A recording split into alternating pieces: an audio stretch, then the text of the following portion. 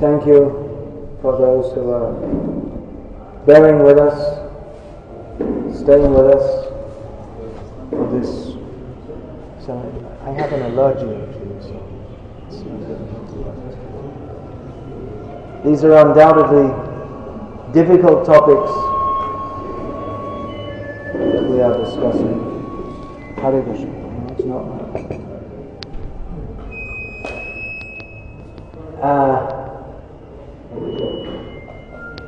They're being discussed from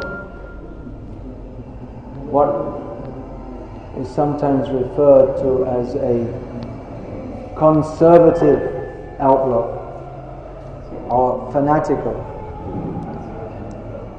I was speaking with Dhanavir Maharaj yesterday evening. Like myself, he's also considered in the conservative or fanatical wing of ISKCON, but as he pointed out, we haven't changed. We're just doing the same things and saying the same things as more or less all the devotees did when Prabhupada was here. There's everyone else who's changed and watered things down and changed things this way, that way and the other way. And or as I pointed out 2 nights ago, a Tamil president pointed out to me that nowadays if you just want to follow Prabhupada in the way that we always used to do, you're considered a fanatic or something wrong with you. So, this evening I'm going to discuss what tends to be a very sensitive topic.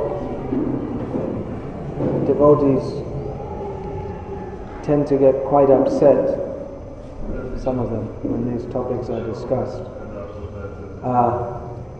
The title is given Gender Roles, but specifically I want to talk about, well, especially women's roles. There's somewhat of a controversy going on in ISKCON over what should the role of women, or more precisely spirit souls in the bodies of women, how should they behave? Because as Atma, as spirit soul, there is no basic difference between a devotee in a male body or a female body. For that matter, there's no difference between the Atma in the body of a dog and a cat and a fish and a tree. All are spirit souls. All are servants of Krishna. Nevertheless, in the Vedic culture, which Srila Prabhupada so often referred to in his books, there were very specific and different roles, social roles, for men and women. Actually, not only in the Vedic culture, in all cultures throughout the world, there were different roles. And as Prabhupada pointed out, however much we try to make the roles the same, there'll always be one major difference between men and women, that men don't have children. Women, I mean they do, but through women. Women bear children. Prabhupada once, spoofing the claims of the equal rights for women's movement, was saying that, well, why don't we make it that one time a woman has the child and the next time the man bears the child? What do you think, doctor? We have a few doctors just arrived here. You think we can adjust the male body so that it can bear children in future? Post-dated check?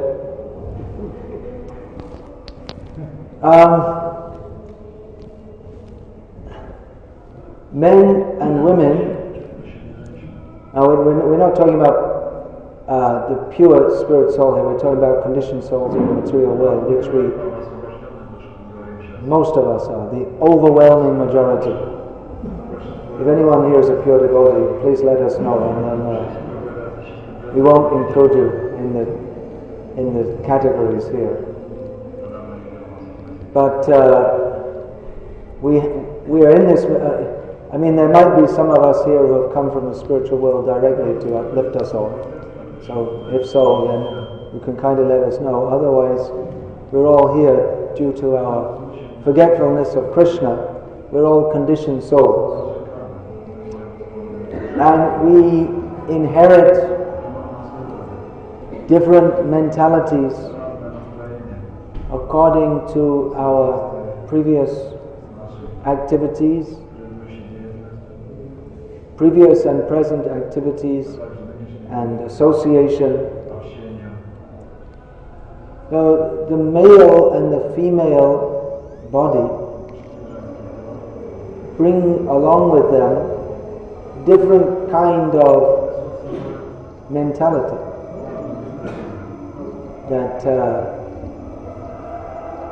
is very strong in women, the desire to have children, because the body is made for that. And there's also very much suited for directly looking after children. And that's practically the most important role there is in society, is bringing forth and looking after, caring for the next generation. That's why in Vedic culture it's said that the first guru is the mother. She's the first to teach about anything. So, a lot of emphasis is given in Vedic culture to bringing forth good progeny who can uphold, by their behavior and by their example, they can uphold the culture, because it's understood that human life is very rare. It's very rare and it's very valuable, because only in the human form of life do we have the opportunity to cultivate Krishna consciousness and go back home, back to Godhead. But it's not such an easy task. It requires much guidance, proper guidance throughout life, because it's very easy to fall victim of bad association. Therefore it's understood that if children are guided from the beginning of their lives, and if they're brought into a nurturing culture, one that nurtures their Krishna consciousness, then that will give them the good opportunity to perfect their lives by Krishna consciousness.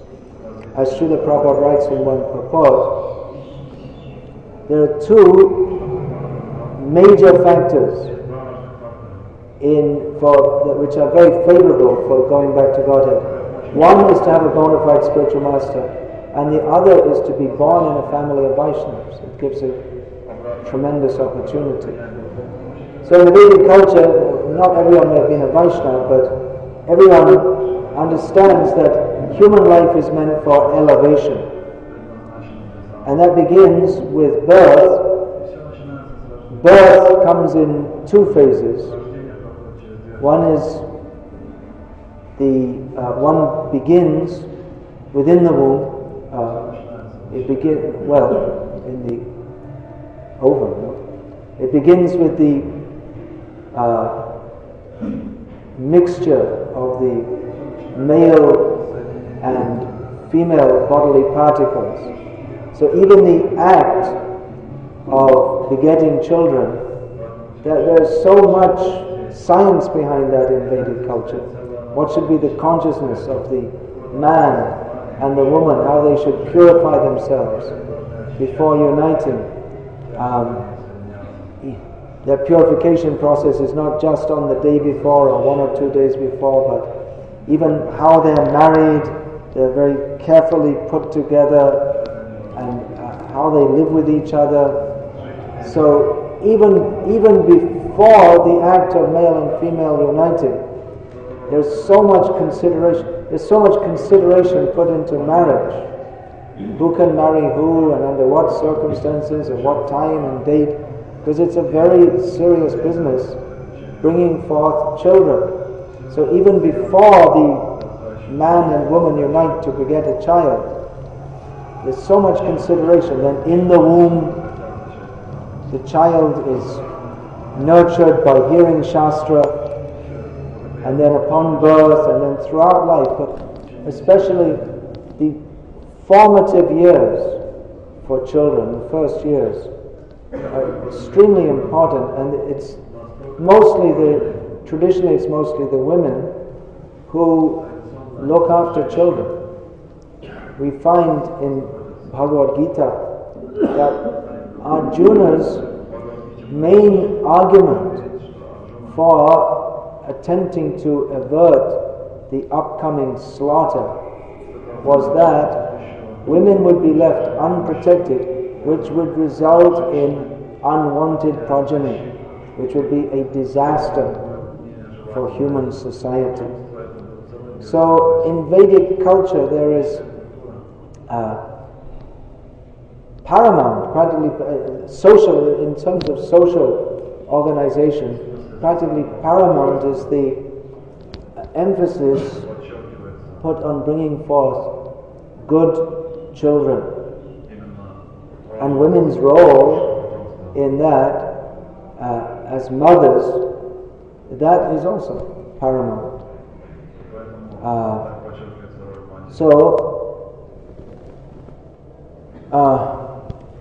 The division is the division of work, or division of activities, that the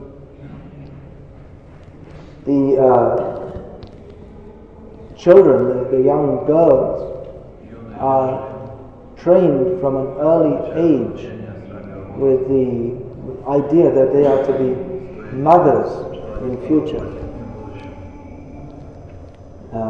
We see that's a natural tendency, that young girls, even from the age of 4 or 5, they're practically just babies themselves. They feel attracted to pick up little babies and carry them around and look after them. We don't see young boys doing that, but young girls, they're naturally attracted to do that. Even in the West, where they don't, or now here also, they don't have big families, so there are not so many babies coming all the time. But the traditional toy for a young girl is a baby doll.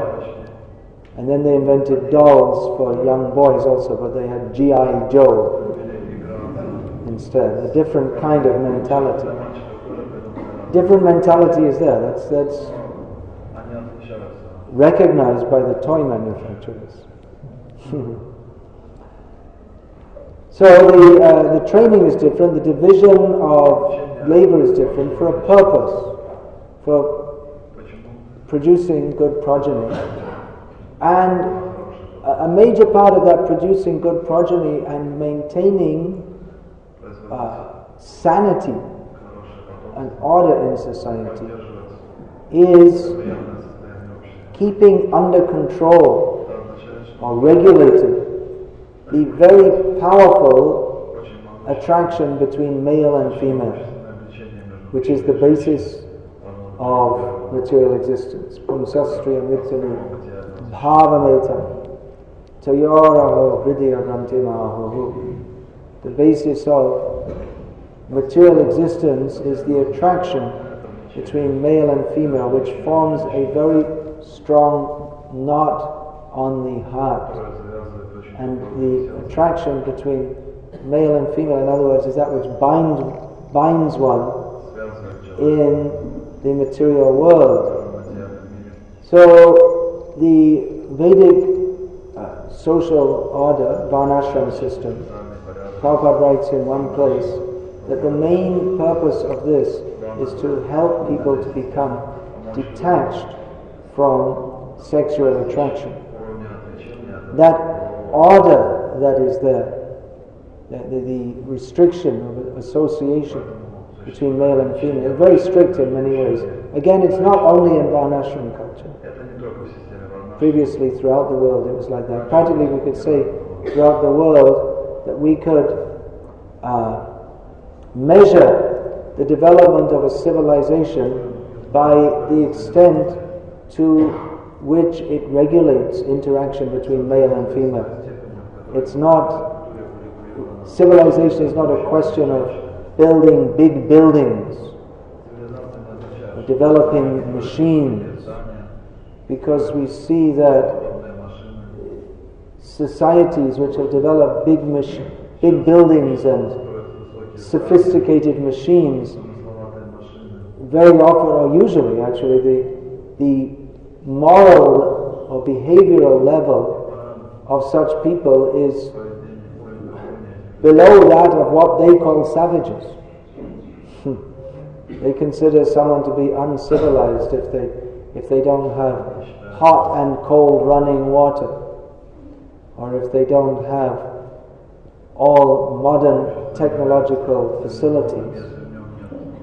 But Vedic culture is measured in terms of development of consciousness, and the consciousness cannot develop, one cannot develop higher consciousness. It's an axiomatic statement. If he's cultivating lower consciousness, and lower consciousness means everything is discussed in Gita and Bhagavata. Kam, Krodh, Lobh, Mada, Matsarya, Kam, Krodh, Lobh, Moha, Mada, Matsarya. All the lower qualities beginning with lust. Lust, anger, greed, illusion, envy, and madness or intoxication. So, Vedic culture seeks to regulate the lives of persons in this material world. Everyone is inclined to fall down. Everyone is inclined to the lower activities. But Vedic culture is an elaborate arrangement whereby everyone is engaged according to their psycho-physical propensities, and the society is regulated in such a way that one can control the lower propensities and at the same time be guided by spiritually advanced people so that one can gradually overcome these lower propensities and develop the highest propensity, which is love of Krishna. So if male-female association, if there's no restriction, if there's free mixing, then minds are uncontrolled, senses become uncontrolled, bodies become uncontrolled, and there's chaos in society. There cannot be any proper order if in Srila Prabhupada's graphic language, people are living like cats and dogs. Prabhupada pointed out that modern so-called civilization is like that of cats and dogs, because there is no regulation of the sexual propensity. Simply, as Prabhupada pointed out, there's no marriage ceremony in the cat and dog society. So even marriage in the modern age, it's having lost its religious significance. It is, as many people say, no more than a piece of paper. It's something which can be broken just like that. It's not even those who do marry, it's not considered it's considered an arrangement of convenience. But marriage in every religious culture of the world is a religious sacrament. In other words, there's an arrangement for man and woman to live together and bring forth children as an act of service to God, actually. It's not, it differs from the animal propensity.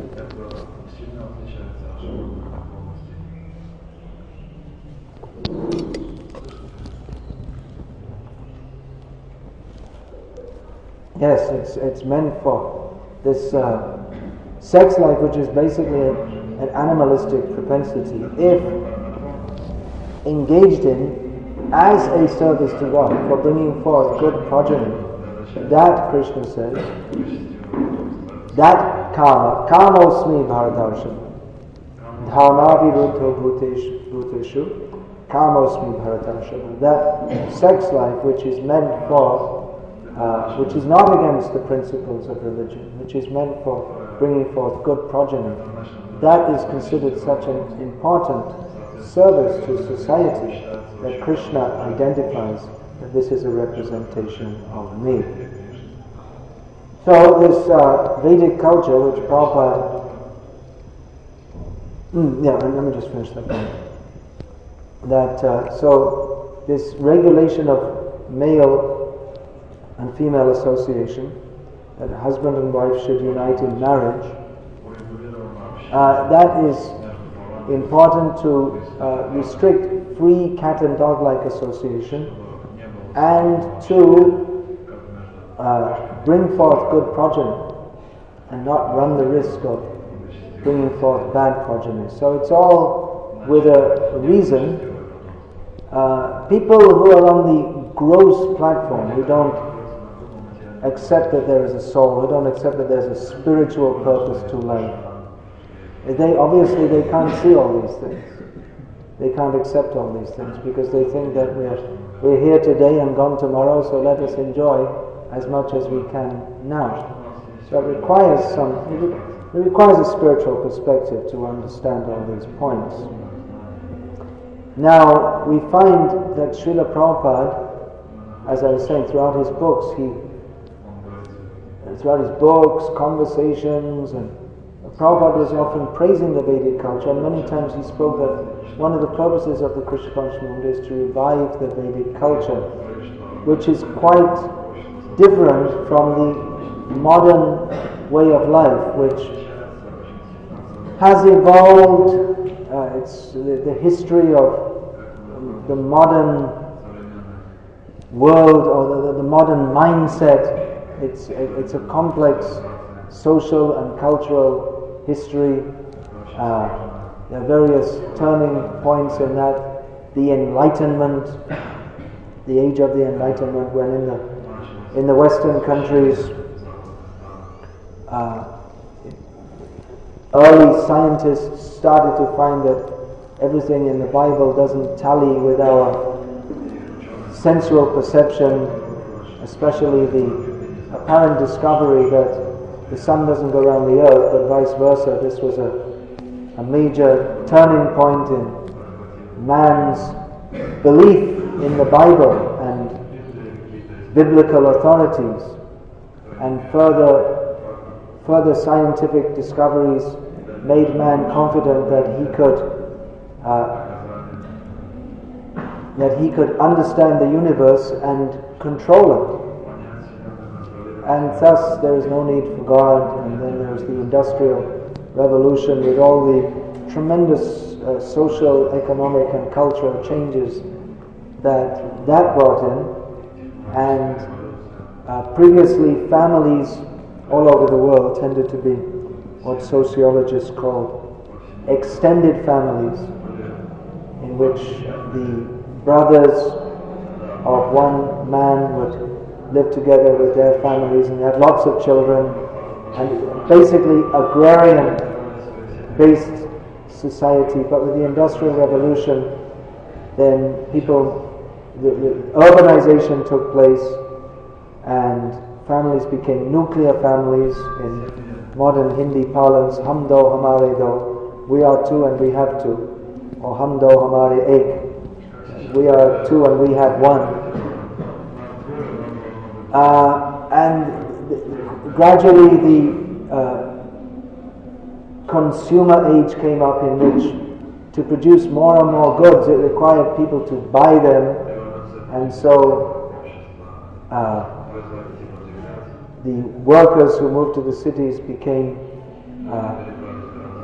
they became consumers. They were required to buy more and more things, and women's traditional economic roles at home, apart from looking after children, they had important in agrarian societies. Women, apart from looking after children, looking after the home, they would also engage in handicrafts and assist with harvesting, sowing, reaping. They had important economic roles, but increasingly with the machine age, and everything's done by machine. Cleaning the floor is done by machine, washing the clothes is done by machine. There are no fires to build or clean up because heating is done by machine. And so women got left at home doing nothing, and they became dissatisfied. They had no meaningful economic role and not much of a social role to play either, because they only had one or two children. So they also wanted to go to work and feel as if they were doing... Anyways, it's a long, complex social history, how society has changed, and the traditional roles of women have changed also. And nowadays, the women are also expected to work and bring in money,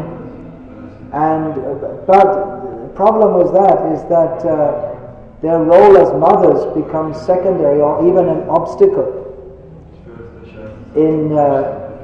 Because if they're trained in college career, then they want to have a career. But bearing children and looking after children is, if done properly, looking after children is a full-time job.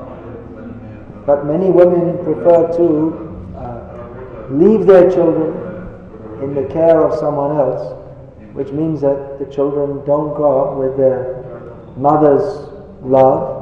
And women are not trained to be mothers, they're trained to be Miss World, to be, or they're brought up to think of them. The modern society also has changed the role of women, the perceived role of women, from being mothers, which is considered just to be a housewife in modern society. That's considered, you're useless. It's actually the most important thing to look after children. But the propaganda is you're useless, you should go to work, you should have a career. So this propaganda is there, and women also, because in the modern society you have to sell so many objects, so the main advertising ploy is sexual attraction. Everything from toothpaste to car tires, neither of which got anything to do with sex. They're sold on the sexual attraction by showing some pretty woman. So the man thinks, well, if I buy this tire, then I'll be attracted to women, somehow or other. I don't know how it works, but... So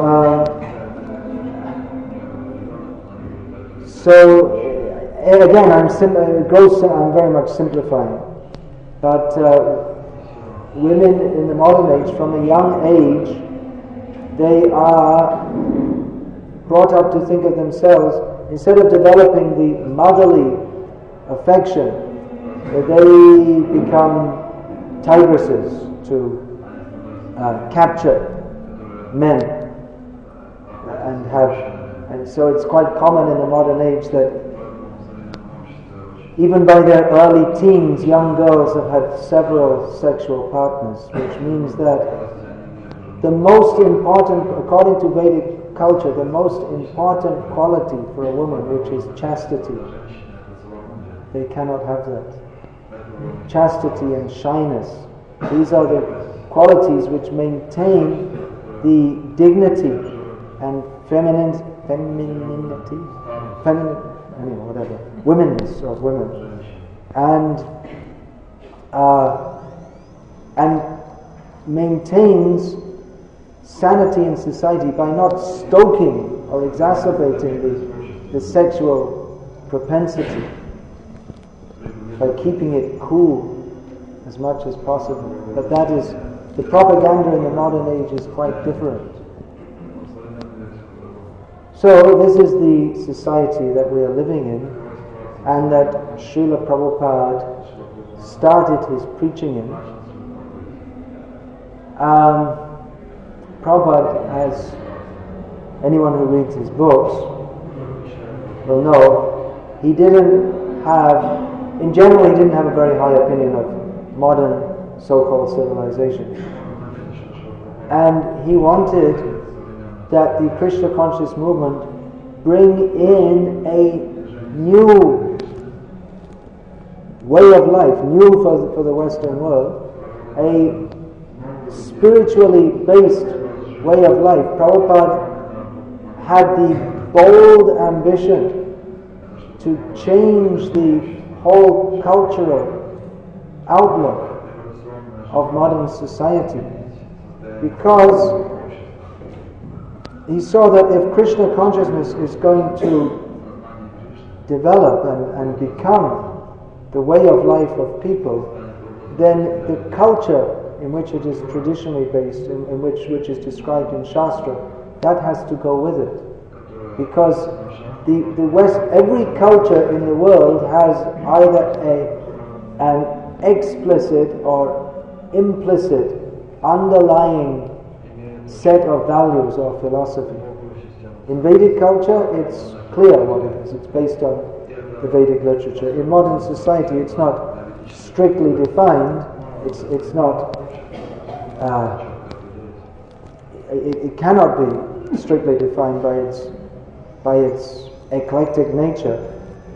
But basically, its foundation is the belief that life is a product of matter,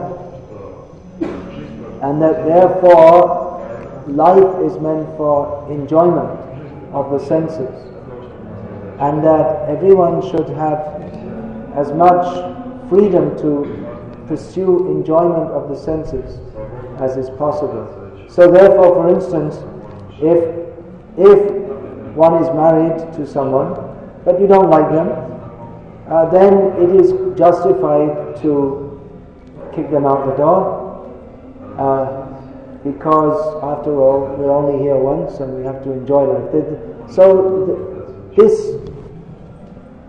This is the underlying philosophy of modern society. That's why you see Prabhupada was so much, he wanted to expose evolutionary theory as being bogus, because it's the substratum of modern society. It's the atheistic substratum on which all the degradation of modern society. Basically, we can say the prophets of modern society, the leading prophets are Darwin and Freud. Freud's theories were based on Darwin. Freud himself was a complete madman, a drug addict, and a very perverted person, because he felt sexual attraction towards his mother. He thought that everyone feels like that. So anyway, so every society has an underlying mind. Freud, he's maybe the most influential thinker in the whole of modern society. So he was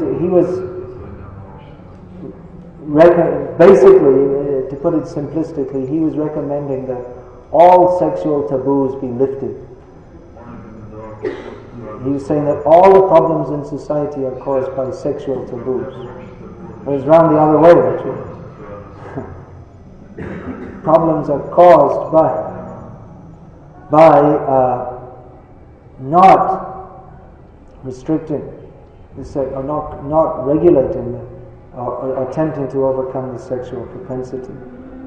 So anyway, this is modern society, we're living in it, and we will tend to be affected by it as much as we do not fully accept the teachings of Guru, Sadhu and Shastra. And if we associate with materialistic people, we tend to become affected by their bad association. And we find in the modern world that there are very strongly it is presented, the women's rights movement or the feministic movement has very strongly presented a reinterpretation of history, that the whole history of the human race, they say, is one of men exploiting women. Women have not had the same rights as men, and this is a historical aberration which needs to be righted, that women should have the same rights as men in all respects. So, Srila Prabhupada was preaching in this Western world. Prabhupada was quite open about his disdain for the women's rights movement. As one lady reporter, he was speaking with him, Prabhupada was quite straightforward on the point that she was asking that, well, don't you think men and women should be equal? Prabhupada said they cannot be equal. It is not possible. Because different. It's not a question of should we give equal roles and different rights, because they are different.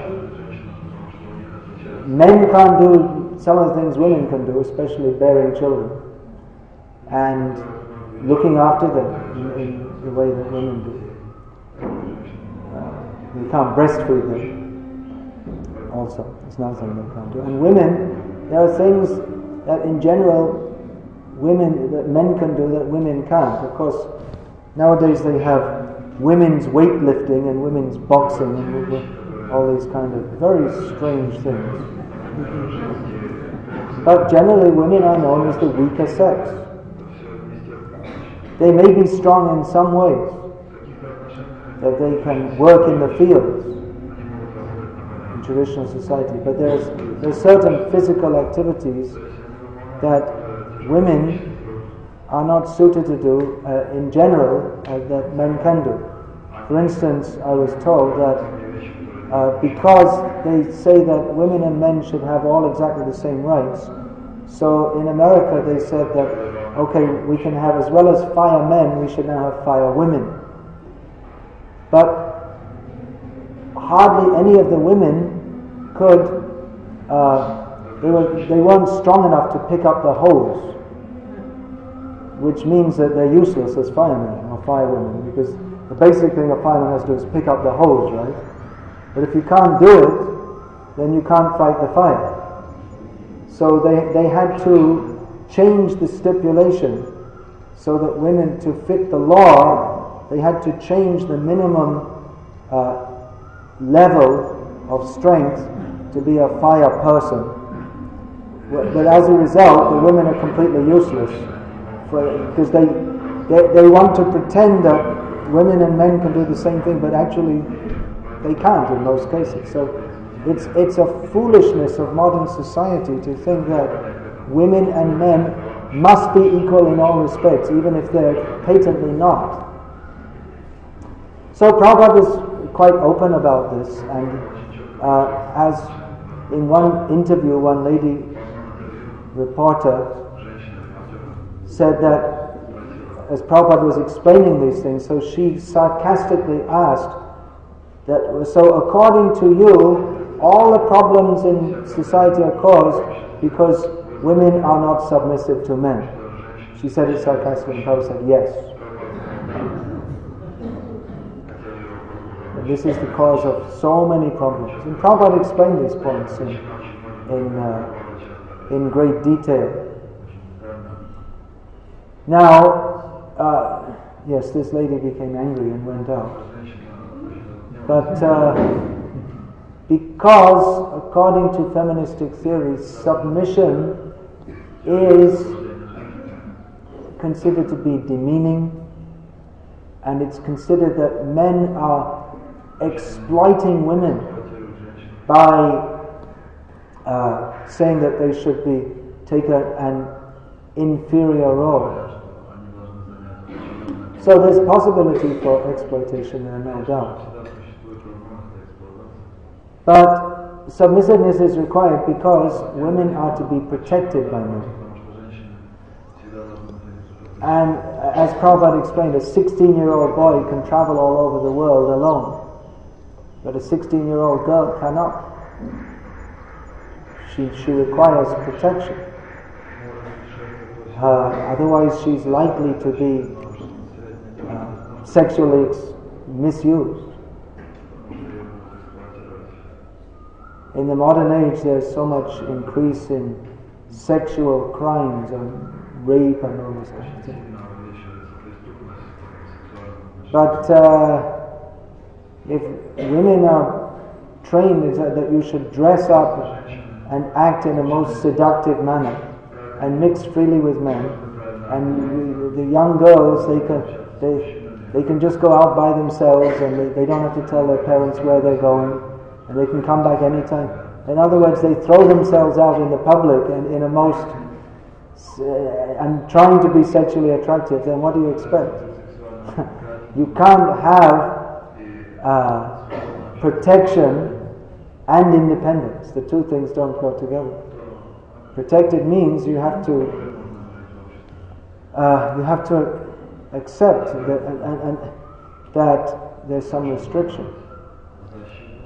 So Vedic culture emphasizes protection of women over freedom. You can't have both things. So Prabhupada spoke very strongly on this. He even said that independent woman means prostitute. She has no protector, no one to oversee, no guardian. That means free to go here and there as she likes, but that is not a respectable position. So Prabhupada was preaching in the West and trying and very successfully bringing people to Krishna consciousness. He saw the situation in the Western world that it's not very suitable. It's not an intrinsically suitable or favorable culture as the traditional Indian culture is for practicing Krishna consciousness. So Prabhupada made some adjustments. For instance, in India there was no question that a young girl could join an ashram because she was to stay at home under the protection of her father, who would arrange for her marriage. Prabhupada himself married a girl who was 11 years old at the time. That was the norm. The girls would be married before puberty. Nowadays that would be called child abuse. That was the norm. Actually it's child abuse. According to Shastra, it's child abuse if the father doesn't arrange the marriage before puberty. That is called child abuse according to Vedic culture. So you can see what a completely opposite perspective there is. So Prabhupada arranged that young women could live in his centers separately from men, of course. In the beginning, Prabhupada didn't stress very much on all these finer points of Vedic culture. He was just trying to bring people to Krishna consciousness. Prabhupada's first woman disciple, Jadurani Devi, she explained how Prabhupada had engaged her in painting for Krishna, but after several days of seeing her coming in and painting in the ashram dressed in shorts, Prabhupada suggested to her that she wear something more, what should we say, decent. She shouldn't wear shorts. So in the beginning Prabhupada introduced these things. He didn't even attempt. In the beginning Prabhupada just brought everyone in and chant Hare Krishna. One thing he did is that boyfriends and girlfriends, he got them married. So in the beginning days of our movement, Prabhupada didn't attempt to introduce all these finer points of Vedic culture, although he'd written about them in his purports, even in the first canto of Bhagavatam. He had written about this. For instance, in the first canto of Bhagavatam, which Prabhupada wrote before he came to the Western countries, he described how he gave a purport on how when Krishna entered Dwaraka, all the ladies came to see him from the roof of the palaces, and Prabhupada mentioned how they didn't go up and mix on the street with the men because they were preserving the quality of shyness, which is essential in human society. So Prabhupada wrote about these things, but in the beginning he wasn't trying to force that.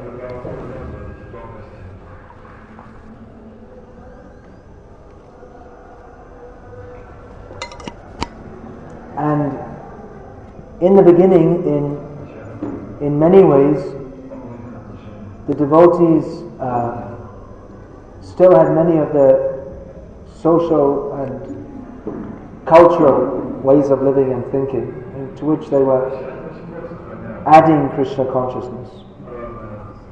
Prabhupada, he commented in one purport that in the Western countries, it's not possible to separate men and women as is traditional in India.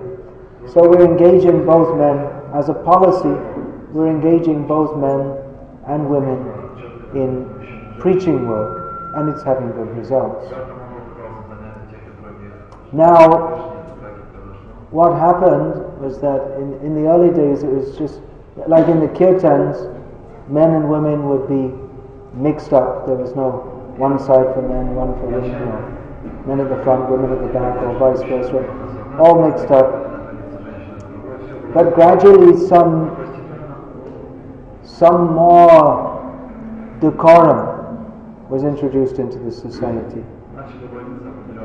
And it doesn't seem that there was any particular one point in time when it happened, but gradually men and women, they didn't dance in kirtan together, and some of the more traditional practices became introduced. How did this happen? Well, there's a paper which was produced by feminists within our movement. I say feminists, that term is not right by the feminists within our movement, but feminist by definition is one who believes that women should have all rights in equal respect to women as men. So practically it fits this definition.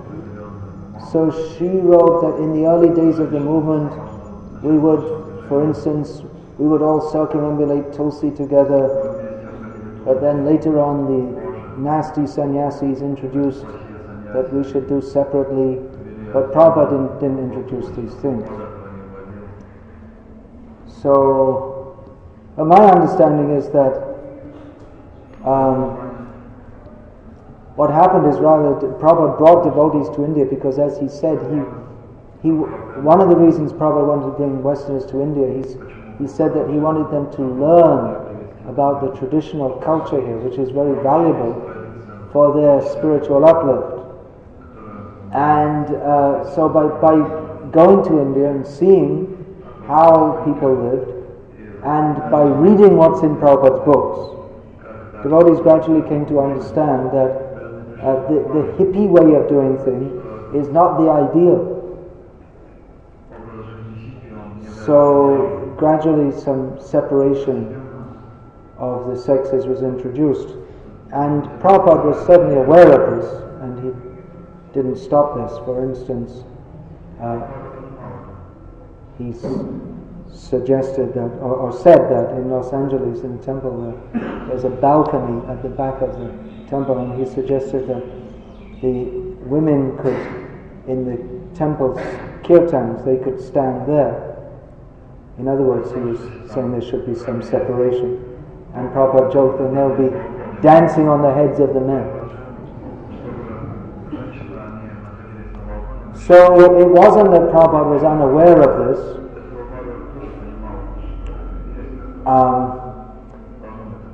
Now, there were some excesses also, no doubt, because the weaker section of society tends to be vulnerable.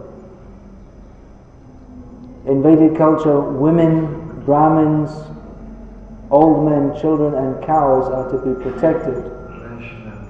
But just like we see in the Bible, in Genesis, it's stated that man was given dominion over the animals by God. So certain men interpreted this to mean that instead of looking after the animals, they should eat them. So it's a gross misinterpretation. So there were some severe excesses, no doubt. I remember in London, in the temple, in Berry Place, temple there, it was a very crowded living situation. On average, there must have been about 50 or 60 devotees living in a building which was not meant for residential purposes at all. And often it was more than that, and devotees would be sleeping on where the stairs turned, and the stairs a little bit bigger. That would be a space for someone to sleep sometimes, because it was that crowded. So men and women were living, of course they had separate quarters, but they were very close together, and they didn't mix up with each other, but there was no loose mixing, but I would say there was basically, I felt there was a good respect for the, at least I as a young brahmachari there felt respect for the brahmacharinis, because they were all senior to me as devotees, and they were doing all the deity service, and all the devotees very much appreciated that.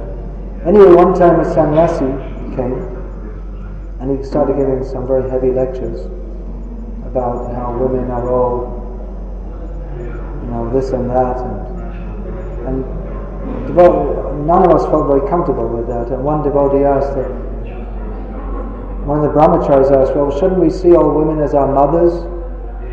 And he said, no, you should see them all as tigresses come to suck your blood. And one devotee said to me after that, which was a shocking thing to say, but he said that he won't last long as a sannyasi. And actually he didn't. Because instead of seeing women as his mothers to be respected, he saw them as his enemies. But actually the enemy was within himself. So there were certain excesses. I hope that, I feel that at least in that situation in London, we didn't at least overtly or subscribe to that mood, but we have heard that one also ex-sannyasi used to encourage that whenever a woman, means a devotee, should be respected as devotees, one person, that the brahmacharis were supposed to spit, which is offensive, based on a misunderstanding of the verse which Prabhupada often used to quote, Nishthivanam. When I think of sex, I spit. That means he's spitting at his own bad desires. Not that you're supposed to spit on women. It's offensive. So some offenses, some, maybe many, because women are weaker and they may have been exploited to, not maybe, but were misused due to misunderstanding of various of Prabhupada's instructions. So Prabhupada, in the beginning, he gave sannyas very liberally, and he got boyfriends and girlfriends who joined together, married, or got devotees married. But later he saw, in the last 2-3 years Prabhupada was present with us, he spoke a lot about Varnashram. It appears that Prabhupada was seeing that he initiated many people. In the beginning he was very liberal in awarding initiation, but after some time Prabhupada saw that so many are coming and falling away again. So Prabhupada was talking about the need to introduce Varnashram to regulate society, to help devotees to remain steady in Krishna consciousness. So Prabhupada wanted to implement this culture. So how does this all apply to us here today in Krishna consciousness, trying to practice Krishna consciousness? What are the gender roles? What is the controversy? It's quite complex issues, because it may appear that what Srila Prabhupada wrote about women, their role is to be supportive to men. Several times he wrote that women are less intelligent, which is also a controversial point.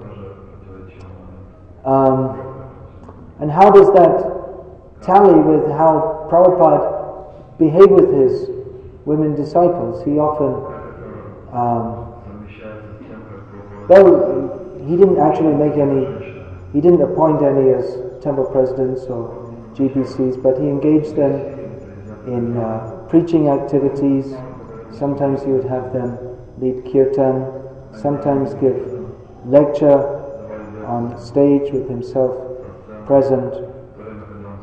So how is this to be understood in light of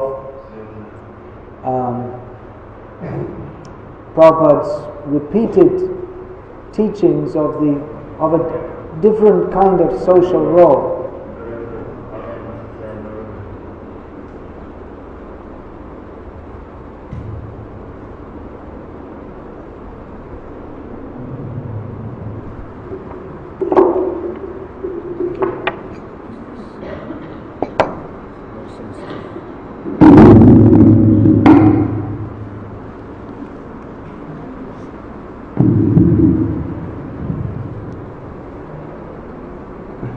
Can we turn this fan off and turn another one on, because that one's very noisy, if you need a fan at all. Maybe we can just leave the fans off and then have clear sound.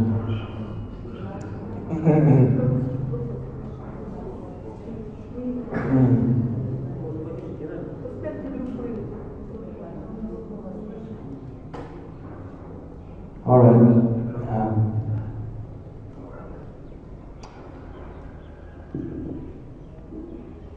So,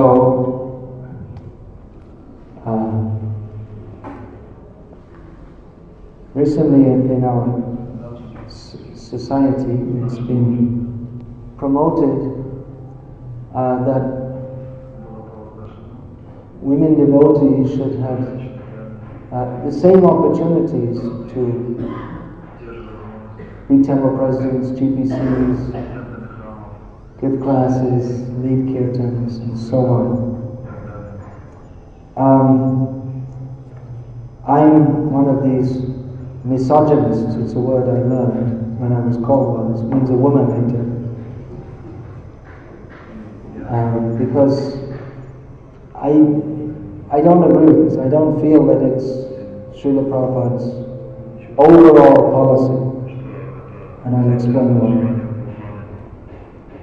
That Prabhupada wanted to establish this Vedic culture in society, in which there are clearly defined roles.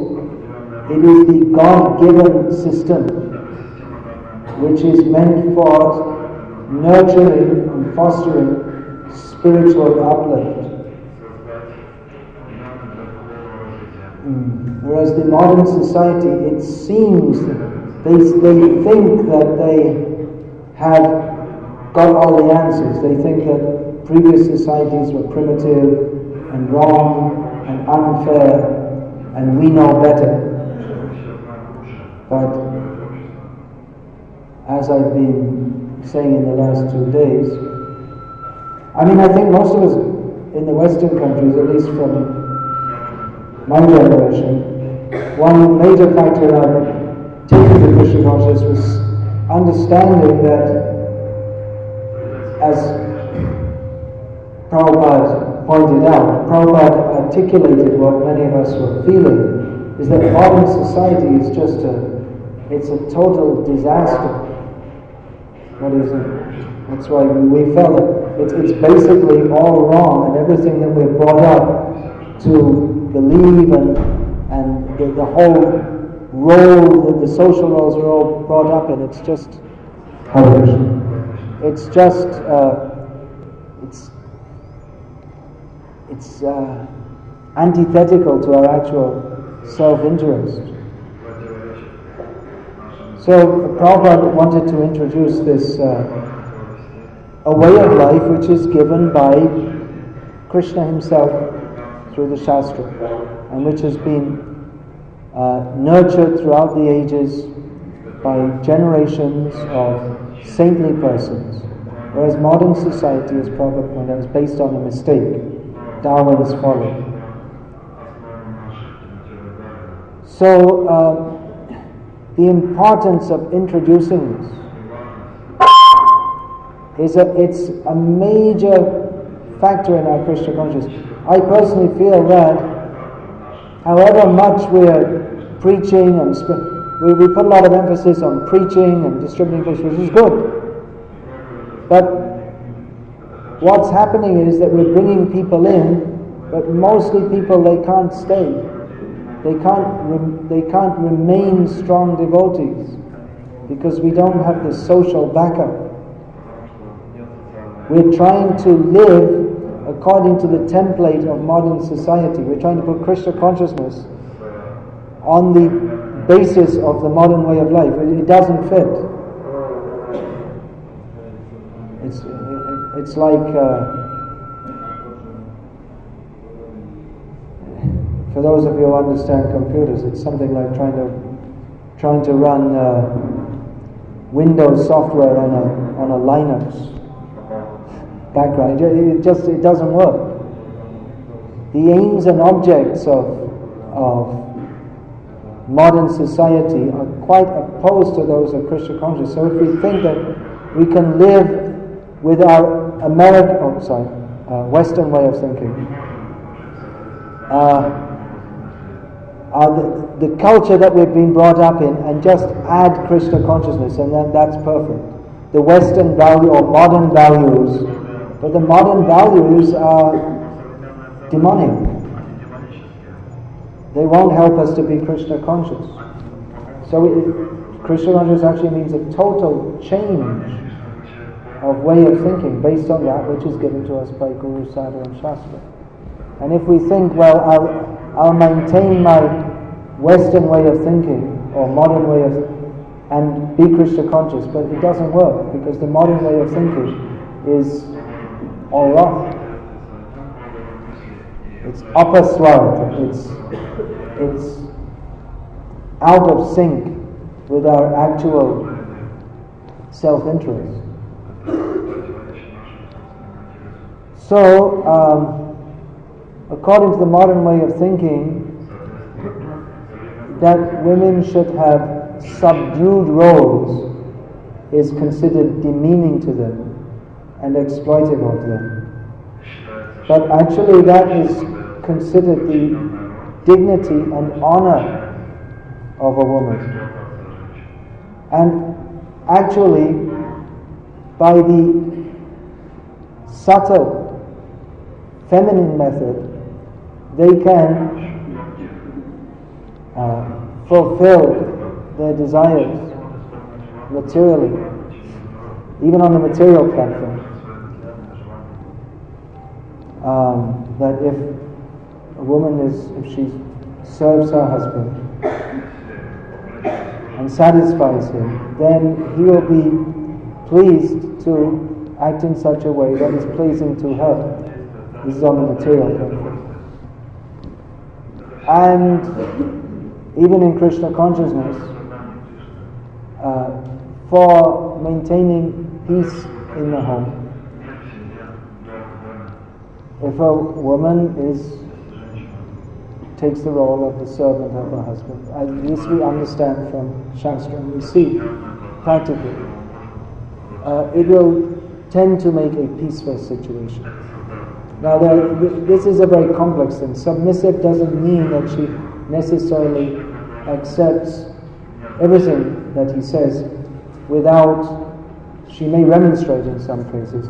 We see that Sita Devi sometimes, for instance, advised Ram not to kill so many animals, but he didn't accept her idea, but she said anyway.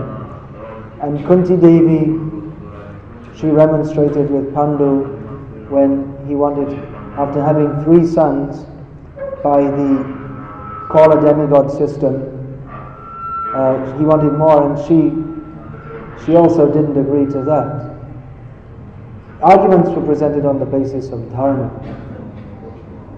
Anyway, the relationship between men and women is extremely complex, can be generally, but I'm going to speak on general principles here. But it may be that in some ways women are also as capable of men in some ways, but I feel that it's so important to establish these social roles, to put society and to put our own society with all its social problems on the right footing, that we require that actually a very important part of preaching is that we establish this varnashram system. That if we just go on socially trying to run our society according to Western values, then we'll forever be plagued with the social ills of modern society. Unless we can present a better alternative, then our principles will, in the eyes of the world, or even in the eyes of our own devotees, remain largely theoretical only. For those who are not strong enough to make a very strong commitment to Krishna consciousness, take sannyas. That also we're finding, it's not everyone who takes sannyas, they even make that commitment, they're not able to maintain it. But this mutual support of families is very much required. Otherwise, what happens is that people take to Krishna consciousness, but they can't maintain. Because basically, we don't know how to live as human beings. Live as human beings means to follow the Vedic directions. If we live according to the modern way of life, that's not human, it's subhuman. So it requires to be instituted in human society. Prabhupada recognized the difficulty of his Western lady disciples to follow all these things, and did give allowance for that, but it certainly wasn't his idea that this it be like that forever. Prabhupada said that the daughters of our devotees, they should be trained to read and write so they can read my books. And apart from that, they should be trained how to cook very nicely, and they should be trained in the principles of chastity. So they should be faithful to their husband. This is how Prabhupada wanted the daughters of his disciples to be educated. Unfortunately, this is not preached in ISKCON today. Rather, it's advertised that young girls should have a good education so they can have a good career. They can be, in other words, they're being educated to be independent, which I already quoted Prabhupada's idea of what independent means. Now, it is rationalized that, well, let's be realistic, that after all, we are living in the modern world, so we have to live according to its terms, and therefore we can give our young children a better start in life by giving them a demoniac education, so that they can also be good demons and be Krishna conscious at the same time, if they feel like it. However, that wasn't Srila Prabhupada's approach, and I'm one of those fundamentalists, as it's called, who believe that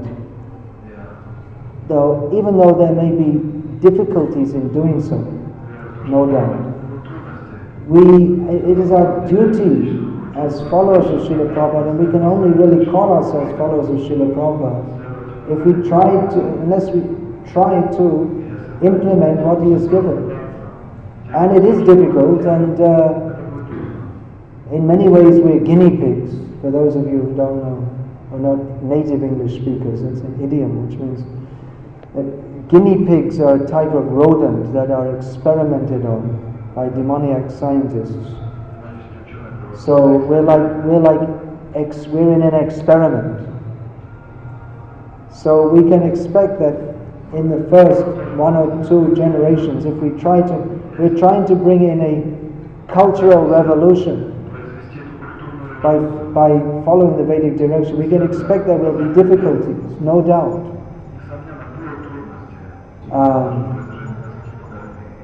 Although we do have the assurance that Krishna is on our side, Krishna wants to help us, that we do actually have the right process.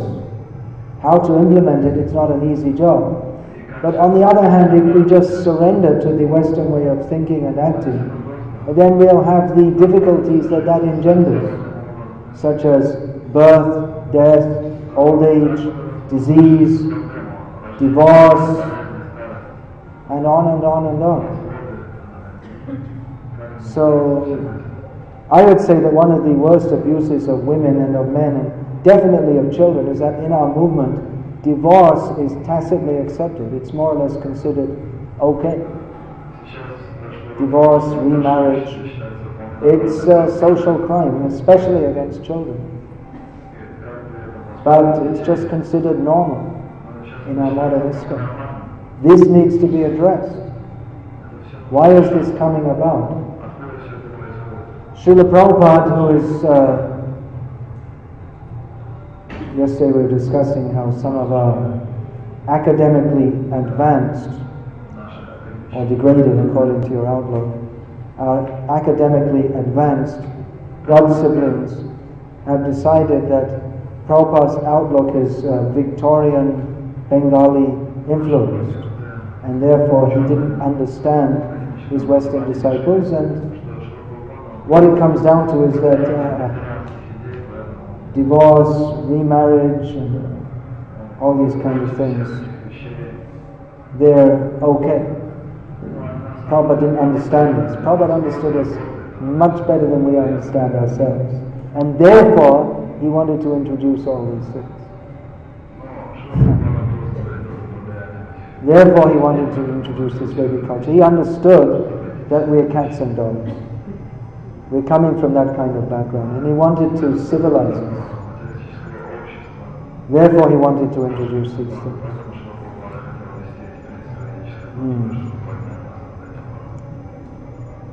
Now, it may be that there are exceptions. In fact, especially in the Western world, we could say that almost everyone's an exception, because everyone's brought up in this wrong way of life. But then if we try to make the exception the rule, if we instead of trying to adjust ourselves to the social system given by Krishna, the social roles given by Krishna, if we just say, well, everything's different nowadays, therefore we should go along with the modern culture, and then we go along with the modern culture, but where's it going? The modern culture is not going towards Krishna. The modern culture is a freeway to hell for everyone who's on it. So, what we're talking about, it's not very easy, no doubt, to understand the different social roles that people are supposed to observe. Men also, as is often pointed out, they don't act responsibly as men should. But that doesn't mean that we should just forget the whole thing. Train, preach to men, preach to women, bring up children in such a manner that they understand these social principles. As I was pointing out yesterday, we need to do this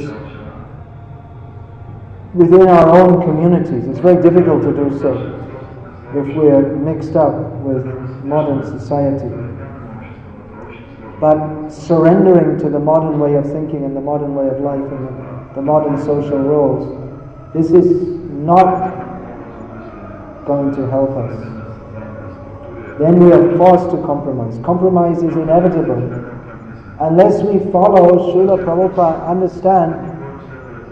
try to understand what he said to us and try to implement it, then ipso facto, it means by that fact alone, then we have to compromise. So we really don't have any choice, or we have this much choice. We have a choice to try to implement the social roles and the whole culture and all the instructions that Prabhupada gave, or we have the choice either do it or not do it. And at present time, we've chosen not to do it. We've chosen to say that, well, everyone's equal as spirit soul, and therefore everyone should just have equal rights and act in the same way, which is actually a Sahajiya mentality, because Sahajiyas, they don't, without seeing that we are not fully advanced, they pretend to act on that platform. So if one is absolutely a pure devotee who sees no difference between man and woman, then there may be no need of restrictions in association. Just like Narad Muni, he kept the wife of Hiranyakashipu, Kayadu, in his ashram. Brahmacharis aren't supposed to keep women in their ashrams. If we find out, then it's a scandal. Although the way things are going, it'll be normal in a few years. But it's wrong. But for Narad Muni it was possible because he was beyond sexual attraction. But if we simply pretend that, yes, we're all devoted, as Prabhupada said, women who join this movement, they're not ordinary women, they're devotees. Or Prabhupada said that once one becomes a devotee, that women, they're less intelligent, it doesn't apply. Then we have to see what is meant by devotee, because due to lack of carefulness, so many fall downs have come. So many sannyasis have fallen down. How do they fall down? With women. There's lack of carefulness in associating. So, if we artificially say that, or if we artificially try to insinuate that we're all devotees, therefore we should have no restrictions in mixing, it's artificial. It's not the traditional culture which is meant for spiritual advancement. few years ago I saw a photograph of a Vaishnav etiquette course being conducted at some center, and they had different tables, and men and women were sitting together at the same table, and this is supposed to be Vaishnav etiquette. And the first principle, there's no need for them to do it, because the men could have sat at one and separate tables, the women others, but I guess they had to show that we don't observe this kind of thing because we're beyond, but we're not, let's be honest, we're not beyond. Therefore there should be restriction. Now, it's a complex issue, but these are some basic principles that I've tried to speak of. And if there are any questions or comments, I'd like to take them now.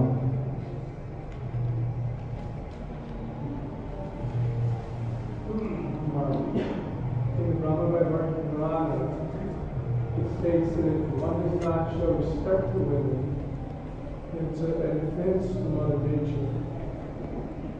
So many times, devotees, I was one of those the fanatical brahmacharis all got married, didn't they?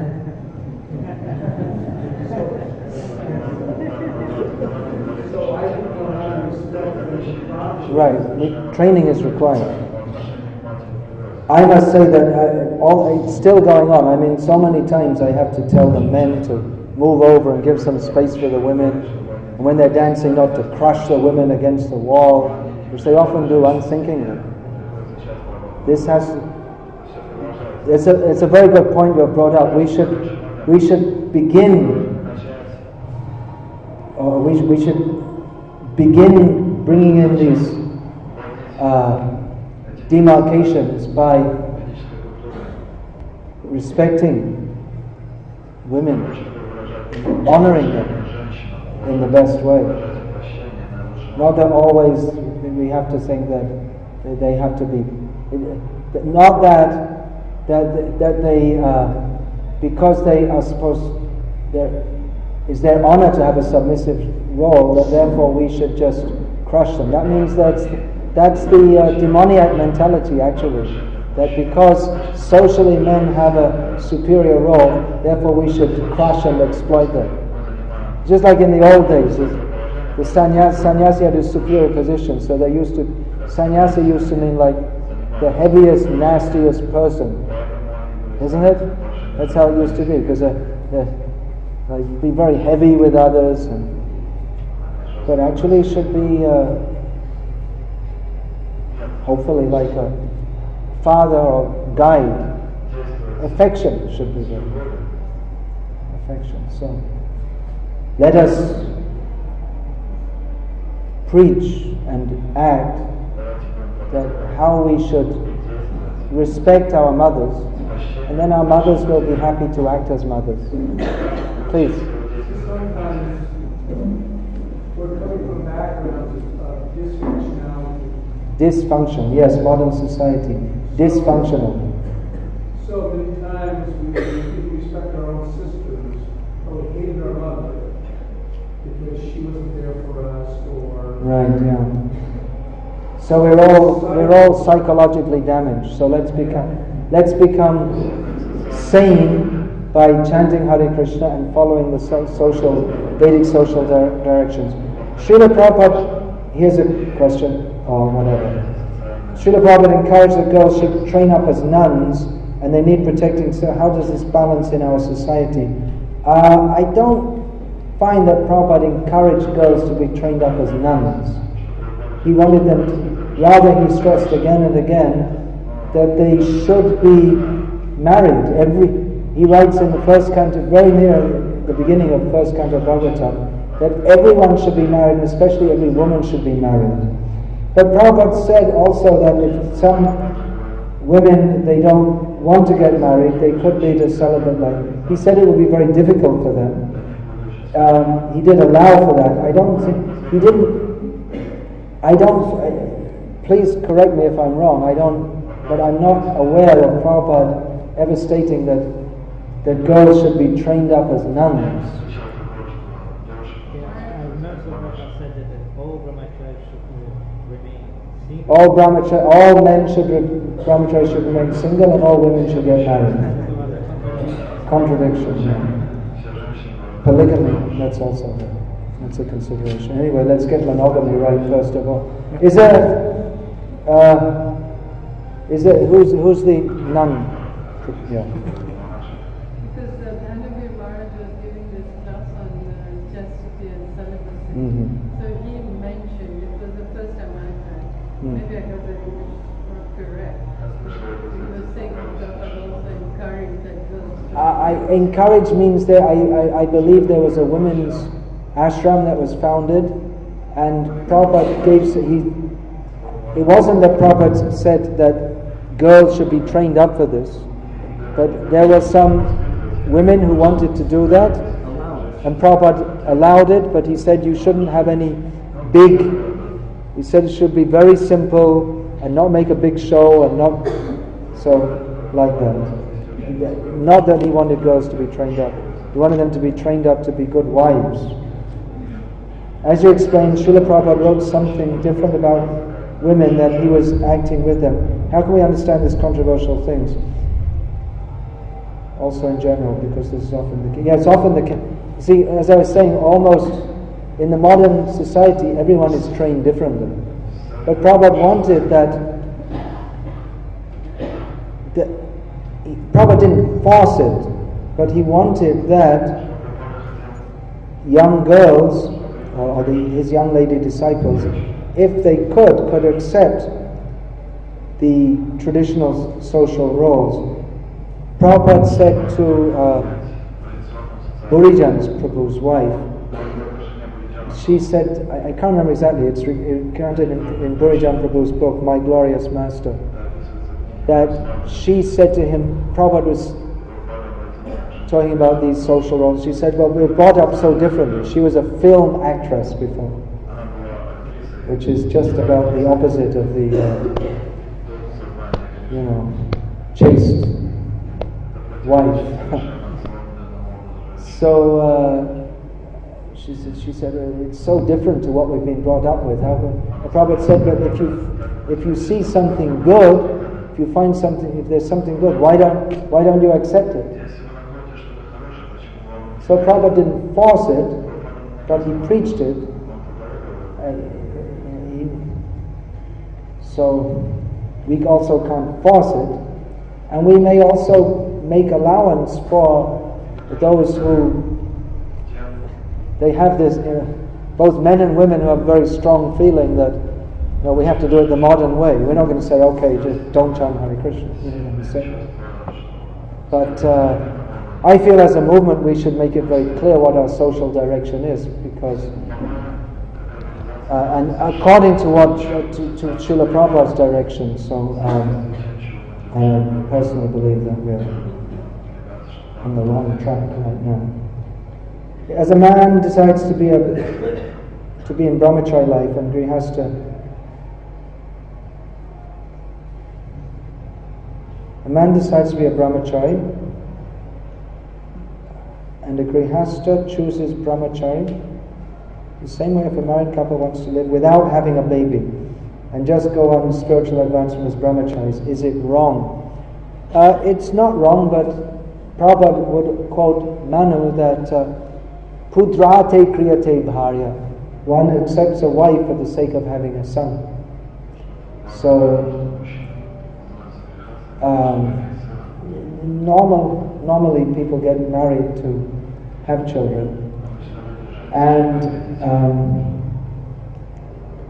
I actually know quite a lot about family life, even though in this life I haven't had a family of my own, because it's not ideal, but in the absence of local brahmanas or people or older people that others can look up to, I tend to be a family counselor in many cases.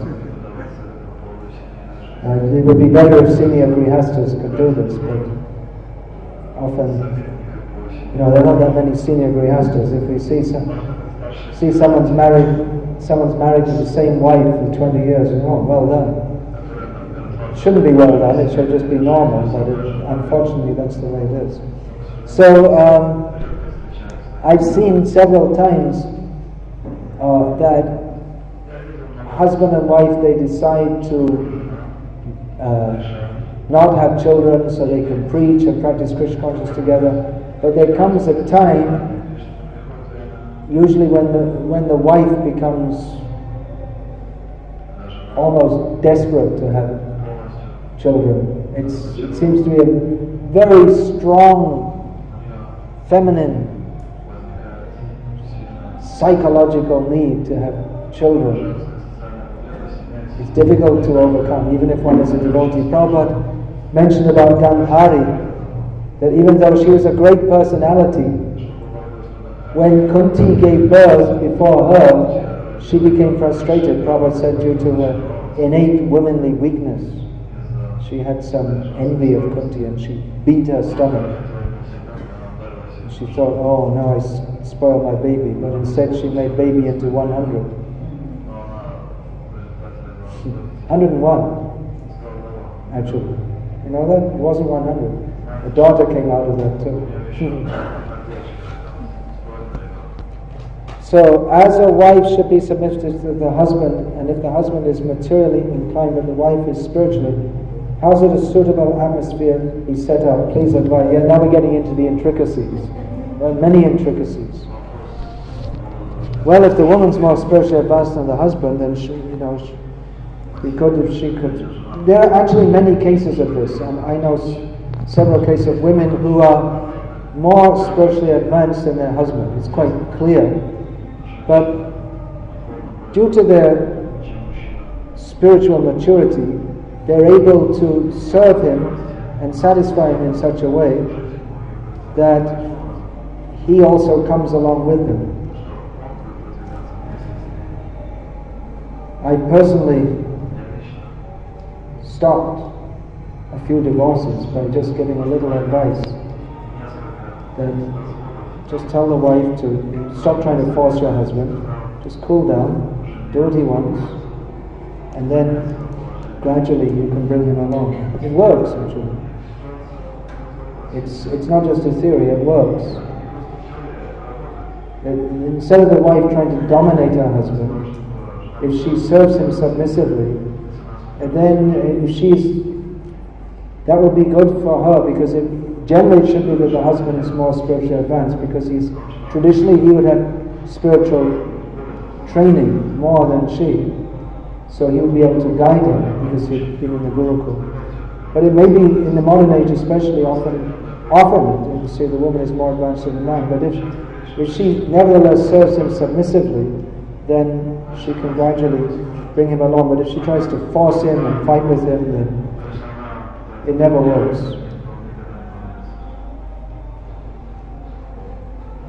I'd like to make a point. Yeah, please. That according to the Vedic conclusion, we should see women as our superiors. Because in the Vedic conclusion, we see women as mothers. Yeah. That means we are children. Yeah. That means we are inferior to them. So the fact that we protect women does not mean that we are superior. Superior, yeah, in some ways, but also Prabhupada indicated that mothers under the controls of their sons are to be controlled by them also, because the protection is there. Anyway, it's really a moot point. Superior, yes, we should think of everyone as our superior. But if we are the children and their mothers, we are inferior. Generally, yeah. Even in material society, you're an Englishman. When a lady enters the room, you meant to stand, you meant to open the door. That was the old culture, right? But now they don't like that. They don't like that. They don't want to be treated. They don't like to be called ladies. Yeah, in the modern day, when women are trying to make men, they appear inferior, so they're campaigning for equality. Mm-hmm. So the same thing will happen if men try to imitate women and become mothers of children. Then they will be Well, they're imitating in another way. That's tomorrow's subject. Then they will be inferior in that role. But if women act in the Vedic conclusion, then women are seen superior. And the fact that they're superior does not mean they shouldn't be protected. Just like many people protect their superiors.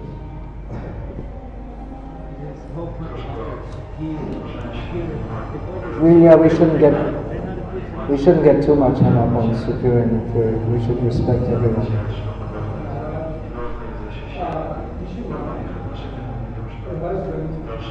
Right, the example of Pishima. Shall I say? Pishima, that's Prabhupada's sister. She was a pure devotee of Krishna, as was Prabhupada, although not in the same stature as a preacher all over the world. But her life was glorious also. Somehow or other,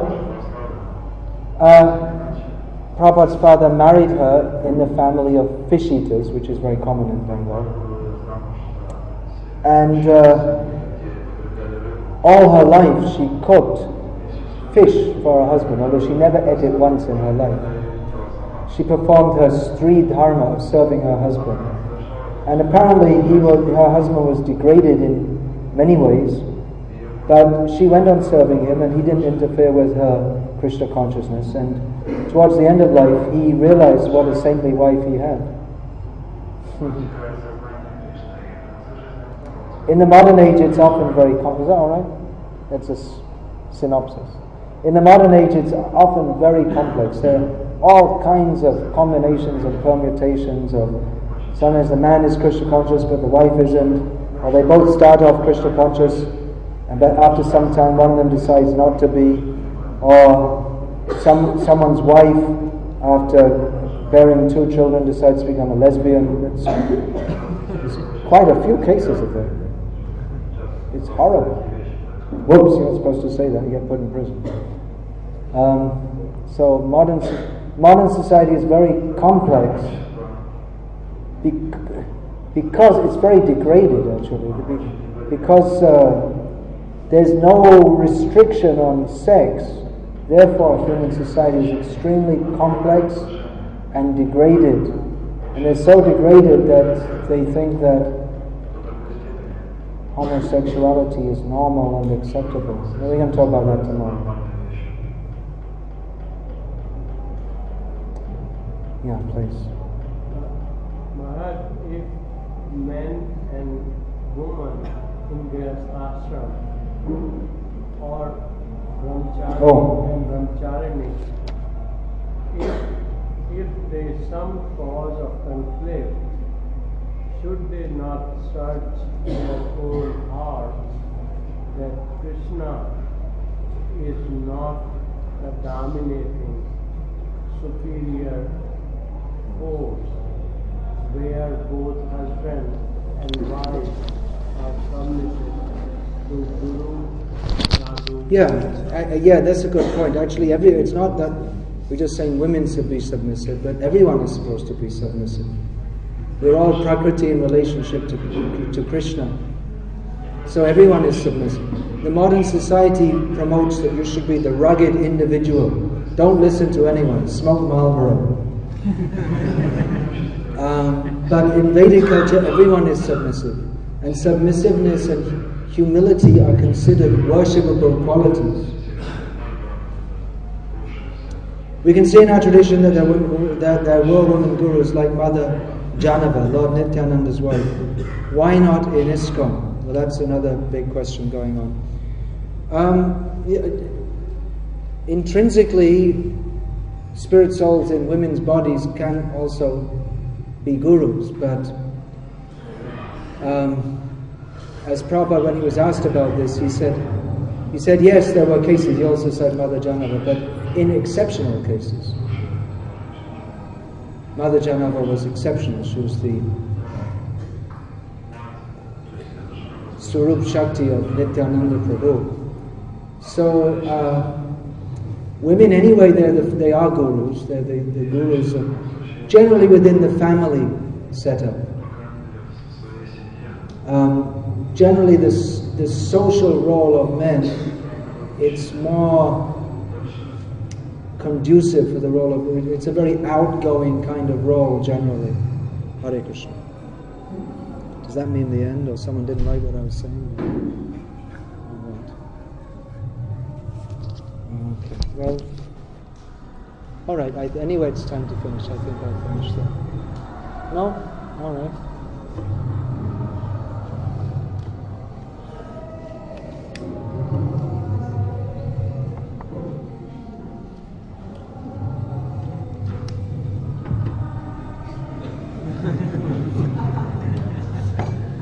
Hare Krishna.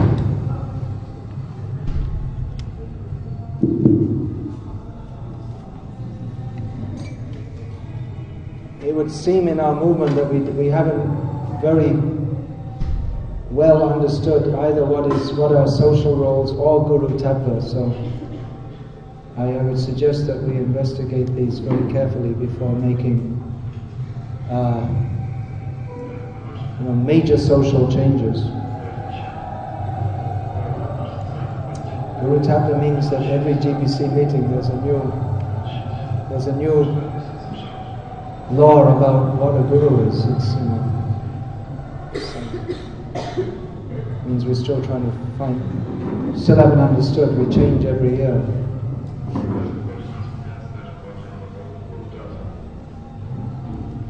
Oh, well, there's no question.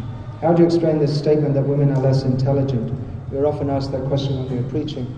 Well, it's explained by Srila Prabhupada in one of his purports. Women are considered less intelligent because generally they're more inclined to sense enjoyment. That's the answer given.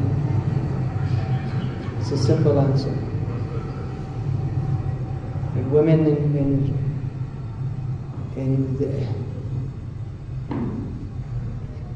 they're more inclined, just like that, the need to have children, and it's a general statement that they want house, wife, security, children, all this kind of thing. So women may be more intelligent in some ways,